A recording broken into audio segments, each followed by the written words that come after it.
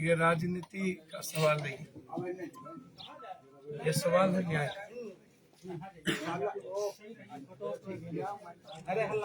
ये सवाल है लोकतंत्र, ये सवाल है आजादी।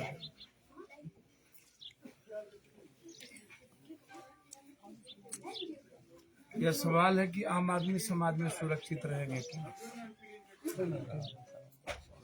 ये सवाल किसी विधायक, मंत्री या किसी विधायक बनने का नहीं।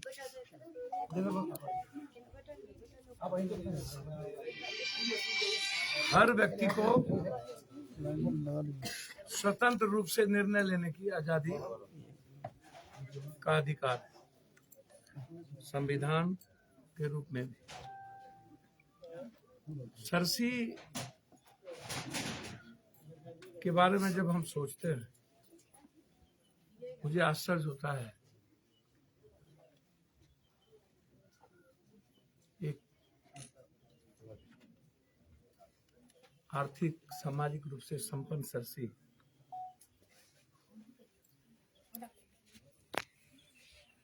जब समाज और देश एजुकेशन और इकोनॉमिकल आजादी की ओर जा रहा हो और सब लोग जीना चाहते हो, और कितना हम अपनी माँ बहन और अपनी बेटियों को विधवा के रूप में देखें। मेरा सबसे बड़ा सवाल सर से भी है। मैं सोच के हैरान हो जाता हूँ, मेरा रूह कांप जाता है, मैं परेशान हो जाता हूँ।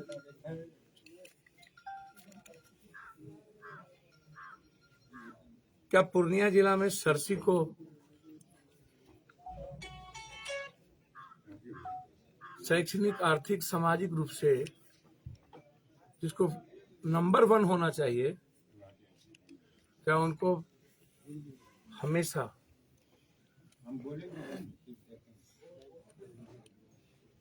मौत के साए में जीना पड़े? सरसी के लिए आजादी नहीं हुई है क्या? सरसी में लोकतंत्र नहीं है क्या?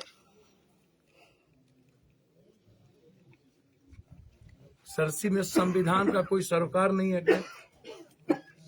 मुझे लगता है कि यहाँ मुखर कानून है, वन मैन आर्मी।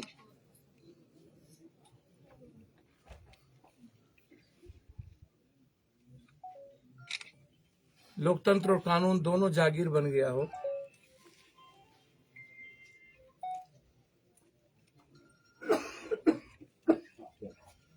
जिसकी लाठी उसकी भैंस, सैया भेल कोतवाल तो अब डर का है।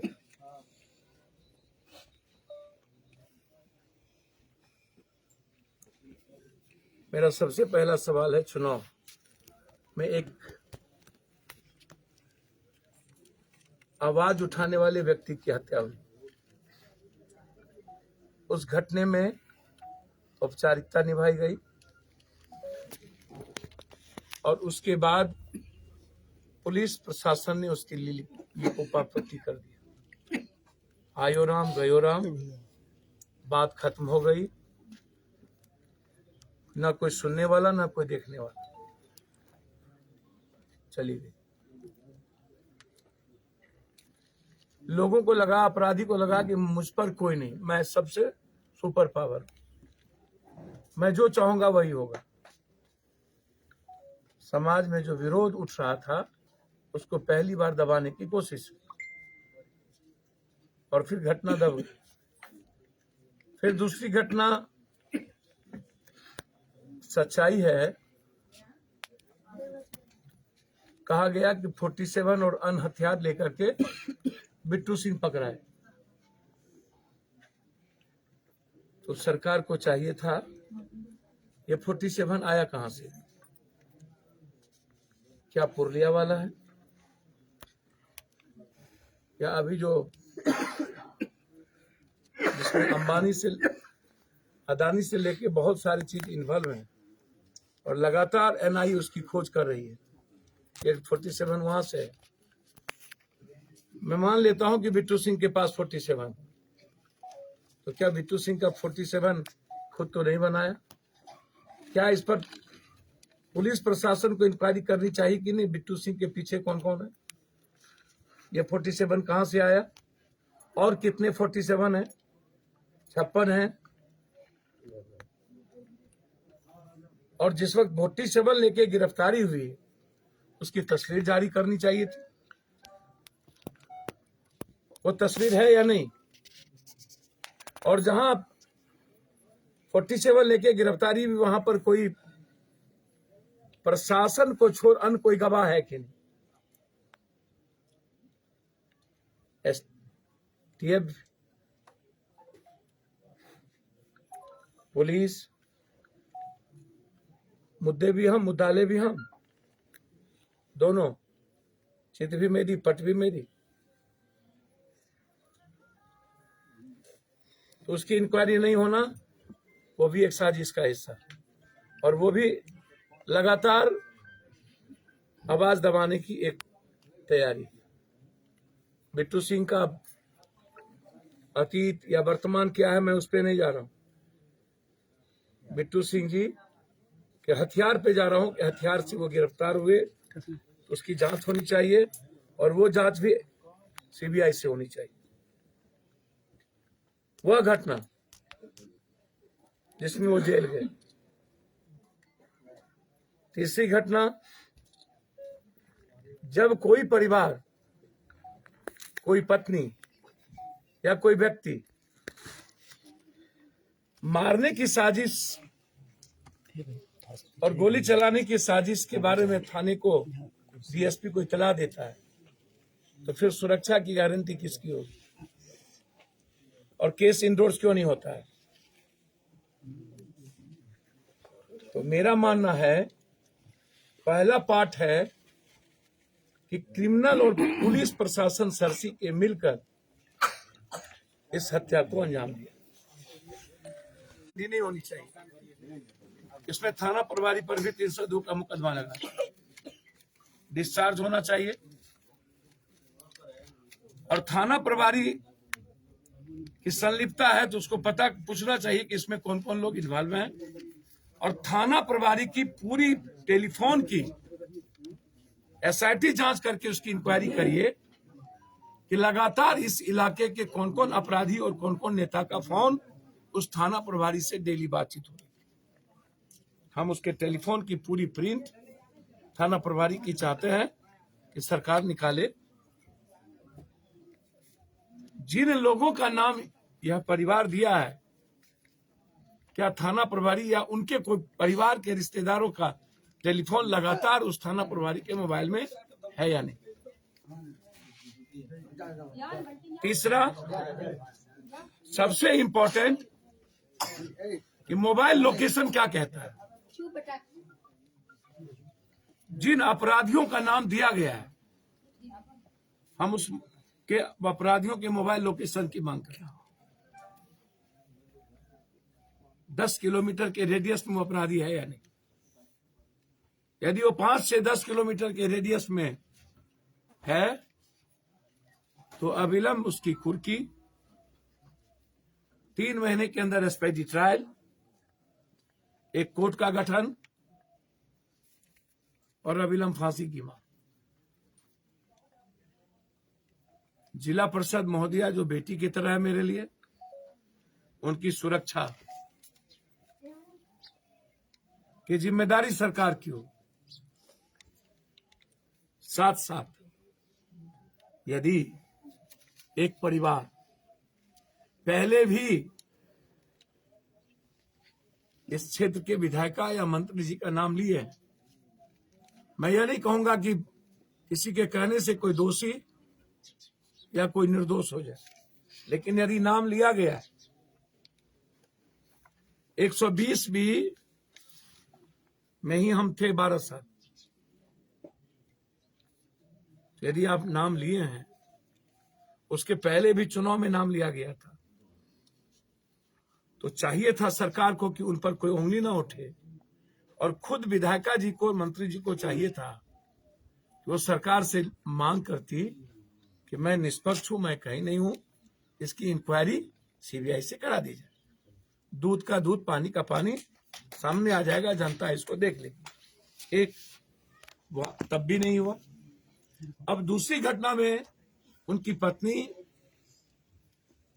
जो लगातार कह रही हैं कि मैं चुनाव लड़ रही थी, मेरे विरोध में फॉर्च्यूनर या सभी जगह फोन खुद डायरेक्ट किए, और लगातार कुछ दिन 4 दिन पहले भी हमले की साजिश थी। थाना बगल में था, तो इसका मतलब है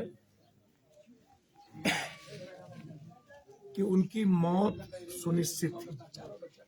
तो हम डिमांड करते हैं, इस परिवार का यदि आरोप है सरकार के किसी भी एमपी, एमएलए, मंत्री, विधायकों पर, और यह मांग कर रही है कि मुझे सरकार के पुलिस और सरकार के निष्पक्ष जांच पर भरोसा नहीं है, तो हम मांग करते हैं कि हर परिस्थिति में इसकी जांच सीबीआई इंक्वायरी से। हाई कोर्ट से मांग करते हैं कि इसमें सो मोटो नोटिस लिया जाए और इसको सीबीआई दिया जाए, अन्यथा बहुत फेयर है, हमारी पार्टी निष्पक्ष जांच के लिए, और सरकार पर कोई उंगली ना उठे, सरकार के मुख्यमंत्री पर, कि वो कहीं इन्वॉल्व है, वो बचाना चाहते हैं, किसी भी कीमत पर कोर्ट में पीआईएल फाइल करके सीबीआई इंक्वायरी की मांग। यदि सरकार ने लिखित नहीं दी तो मैं चाहूंगा कि पीआईएल फाइल करने में यदि यह परिवार निष्पक्ष चाहती है तो हम इस परिवार की बच्ची की मदद हाई कोर्ट में करेंगे, ताकि जरूरत होगी तो सुप्रीम कोर्ट भी जाएंगे, ताकि सरकार के दामन पर कोई दाग ना लगे और मंत्री जी दूध के दूध, पानी के पानी की तरह साफ होकर निकल सके। और हम चाहते हैं कि मंत्री जी बेबाक होकर के प्रेस के सामने आए और कहें कि जब तक इनकी इंक्वायरी नहीं होती है तब तक मैं रिजाइन करता हूं मंत्रिमंडल से। और नीतीश कुमार जी जो मुखिया हैं, उन पर जो अभी तक ये बचाने का या किसी को फंसाने की बात वो करते हैं, ना मैं फंसाता हूं ना मैं बचाता हूं, तो फंसाना तो छोड़ दीजिए। 5 महीना पप्पू यादव रह गए एक एम्बुलेंस और इन माफियाओं की लड़ाई में, बची बचाना तो हम चाहेंगे बहुत गंभीरता के साथ, लगातार चुनाव से लेकर अभी तक की घटना को देखते हुए या तो इस्तीफा दें या तो मुख्यमंत्री जी इस्तीफा लें, सरकार की किरकिरी ना हो। इसके लिए हमारे लेसी जी को आगे आना चाहिए। यदि नीतीश जी ने इतना रेस्पेक्ट दिया है तो उनको भी नीतीश जी के रेस्पेक्ट में आगे आके एक मजबूत पहल करनी चाहिए। या यदि लगातार ये सवाल पूरे बिहार में उठ रहा है और विपक्ष की भूमिका आपको समझ में नहीं आया, इसके पहले भी यहाँ इतनी बड़ी घटना घटी और एक बार भी बिहार में आंदोलन नहीं कर सका विपक्ष। विपक्ष से तो वैसे भी मैंने कहा ये भगोरा विपक्ष, खुद को नहीं सुरक्षित रखना। चुनाव खत्म, बिहार खत्म, चुनाव खत्म, 12 करोड़ जनता खत्म, फिर जनता शराब से मर जाए, डेंगू से मर जाए, कोरोना से मर जाए, चिमकी से मर जाए, बाढ़ से मर जाए, अपराध से मर जाए, गोली से मर जाए। इकबाल और डर नाम की चीज नहीं रही है। बिहार अपराधी और माफियाओं के चंगुल में है। 4 माफियाओं के बीच में बिहार चल रही है, जिसमें सबकी मिलीभगत है। शराब, बालू, जमीन एंड ठेका माफिया, ये 4 माफिया तय करती है सत्ता पक्ष को भी, विपक्ष को भी। हम मांग करते हैं हर महीना 4 ठो डकैती हाजीपुर में 100 किलो सोना की हो जाती है। फिर लगातार दहशत का माहौल है। मैं पुनः नीतीश जी से आग्रह करूंगा और जरूरत होगी तो नीतीश जी से मैंने समय मांगा है शराब के सवाल पर बात करनी, और लगातार पुलिस के नेतृत्व में जो लगातार हत्या हो रही है और पत्रकारों को जो जिंदा जला दिया, उस मुद्दे और पूर्णिया के मुद्दों को लेकर के, और रोसड़ा में पीटते पीटते परशुराम को, तीनों मुद्दों को लेकर मैंने नीतीश जी से समय मांगा है। मैं इन तीनों मुद्दों पर नीतीश जी से बात रखूंगा और गंभीरता से रखूंगा। दोनों सरसी घटना की भी और बेनीपट्टी की घटना की भी हम सीबीआई इंक्वायरी की मांग करते हैं। मैं अभी बेनीपट्टी जा रहा हूं, वहां के परिवार बिल्कुल विचलित हैं और आर पार की लड़ाई लड़ेंगे। इस परिवार की सुरक्षा सरकार करे।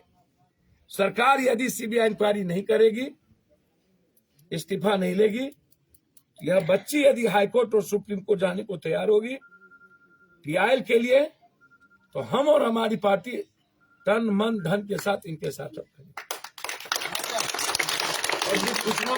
सांसद जी, अगर सरसी की बात करें तो पिछले कई दशकों से यहाँ पे गैंगवार और अन्य आपराधिक घटनाएं हो रही है और लोगों में दहशत है, कई लोगों की हत्या हुई है।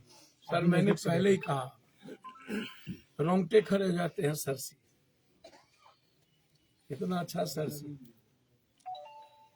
जहाँ सबके अपने व्यापार हैं। आप अंदाजा नहीं कर सकते कितनी विधवाएं हैं यहाँ। 7,000 छोटा छोटा बच्चा, आप अंदाजा नहीं कर सकते। उसको मार देगा, उसको मार देगा। सरसी ये असुरक्षित नहीं है। पूरा बिहार का वो गांव और समाज असुरक्षित है जो सरकार के खिलाफ मजबूत लोकतंत्र की बात कर रहे हैं। हम आपको दिल से कहते हैं, हम मंत्री जी के न विरोध में है न पक्ष में। हम मंत्री जी की मदद करना चाहते हैं। यदि उन पर आरोप लगा है सरकार परिवार का, तो मंत्री जी खुलेआम आकर के सीबीआई इंक्वायरी की मांग करते हैं। और नीतीश कुमार पर उंगली उठ रहा है तो निश्चित रूप से जो व्यक्ति किसी को सम्मान देता है, उनके सम्मान के लिए हमको तुरंत नैतिकता के आधार पर रिजाइन करना चाहिए। और यदि नहीं रिजाइन करती हैं तो नीतीश कुमार की त्रिपाठी रही है, जब वो सरकार गिरा सकती है भ्रष्टाचार और अन्य लोगों के सवाल पर, आरजेडी के समर्थन से अलग होकर के एनडीए की सरकार बना सकती है, तो फिर एक मंत्री के लिए, एक विधायक के लिए उनको अपने दामन पर दाग नहीं लगा। ठीक, अब चिंता न करिए।